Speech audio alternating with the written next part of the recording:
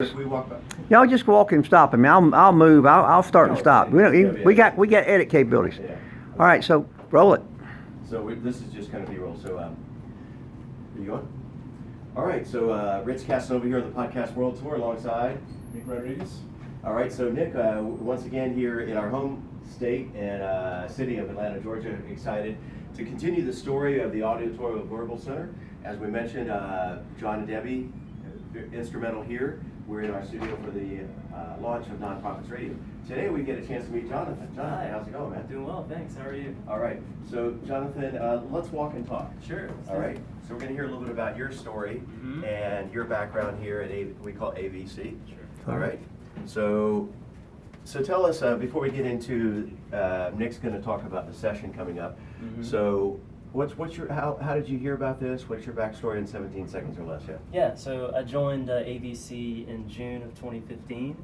That makes it about 4 years I've been here. Okay. I heard about AVC when I was in grad school. I was really looking for a position to work with kids with hearing loss, and this clinic is really the only clinic of its kind in this area of the country.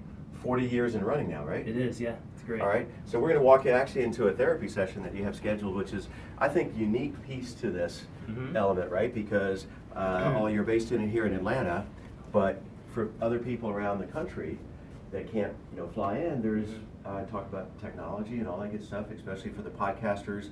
Those folks that you're listening and you have an audience and you want to be able to talk. I mean, to imagine the next generation to be able to come along and have all those skill sets. And before again we start, what are some of the misnomers about people with hearing and listening and issues?